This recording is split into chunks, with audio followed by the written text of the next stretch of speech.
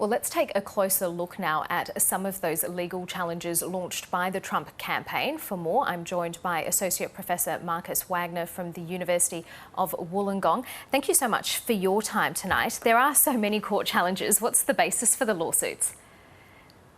So lawsuits basically have a premise of the dispute has to matter in terms of the voting for the Electoral College, and we're certainly there.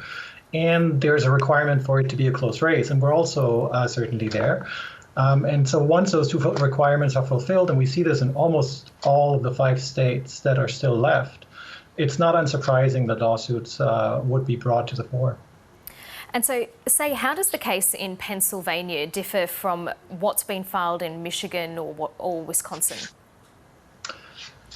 The Pennsylvania case is the most consequential, I think, and probably the most interesting and the one with the most relevance. The other cases are basically queries about recounts, about minor irregularities. If you look at the Georgia case, it seems to be about 53 votes that should not be counted, and probably rightly so if the allegation is true that they were added after the end of the polling period. I don't think, similar to what your Washington-based colleague has said, that those cases have much merit or would change the result of the state elections there. The Pennsylvania case is much more interesting and has a few layers, and essentially is about whether a court, as opposed to the legislature, in Pennsylvania was allowed to provide 3 extra days to receive the so-called mail-in ballots.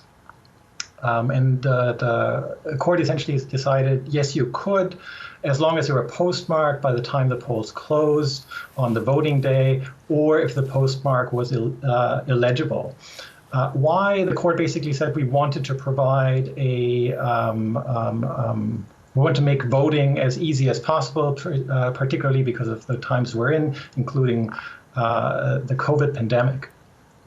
So what do you think the outcome is likely to be there, or how do you think that's going to play out? Well, it's been challenged by Republicans at various levels already. The Supreme Court of the United States did not want to weigh in so far. 3 justices seem to imply that they were open to hear that challenge. And the thing to understand is that courts do adapt rules on a regular basis. We've seen this in the past. This is not particularly new. We see extensions to voting deadlines in order for individuals to vote when minor irregularities happen. This is a 3-day extension. That's longer than the usual few-hour extensions. How the courts will deal with this is anyone's guess. It becomes political, obviously, if we think back about the 2000 decision in Bush v. Gore.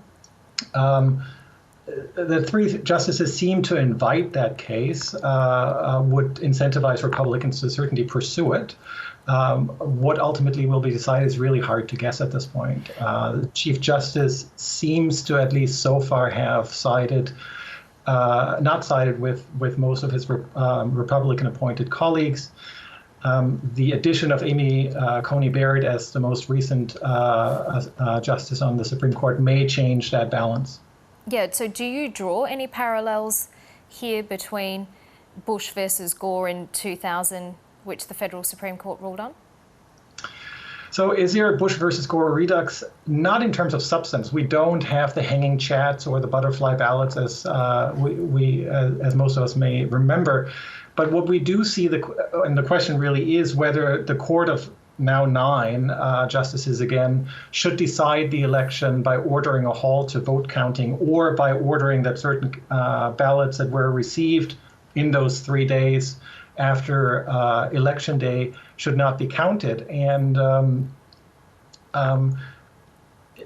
we know that 3 justices would like to go that way.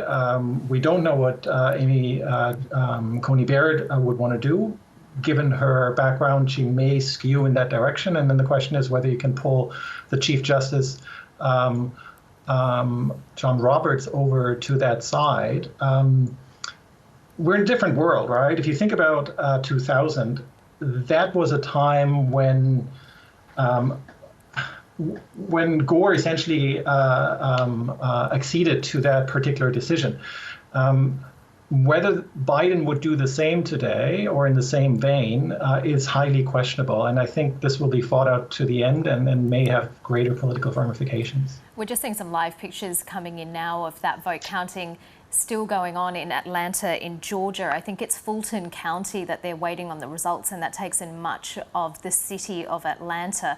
And so the question is whether Joe Biden can narrow the lead that Donald Trump has over him in that state to claim the 16 electoral college votes that are up for grabs there and claim the presidency. I did want to continue on with our conversation though, because it's the states, isn't it, that govern how elections are run. So could this Pennsylvania challenge not be heard in a court in Pennsylvania rather than the federal Supreme Court? Well, it will eventually. It could eventually go to the Supreme Court. It'll start in state courts. You can't immediately just ride up to the Supreme Court and have your challenge heard there. And it may eventually become a federal constitutional matter because and this gets a little bit into the weeds, but I'll try to keep it. You've done a great job so far. I'll try to keep it above the fray. Essentially, the Constitution requires that the legislature makes these decisions, right? And the argument that the Republican side would bring to the fore is essentially legislature means the legislative chambers in the individual states. Now, there is a little bit of historical irony there because Ruth Bader Ginsburg in 2015 wrote a decision in which she fairly emphatically and with a 5-4 majority at the time said that the term legislature in the Constitution does not necessarily mean that a legislative body only, but the lawmaking process in the individual states that will be guided by state constitutions. And some of these state constitutions give a significant power to the courts, in this case the state Supreme Courts. And so depending on where you sit on that particular debate determines your outcome. One thing to note, however, is that specifically in the US, unlike in Australia, the political ramifications or the political leanings of justices matter probably a great deal more than they do here. They're not irrelevant here, but they matter a great deal more. And we saw this in the appointments debates and so forth. So we'll have to see where that lands. Obviously, votes should be counted, at least from my perspective. And you would like to keep it out of the courts, but I'm not surprised that, given that the votes are that close, that Republicans would avail themselves of the legal track. And I think Democrats would do the same if the roles were reversed. Yeah, we'll all be watching with interest how it all plays out. Markus Wagner, thank you so much. Thank you.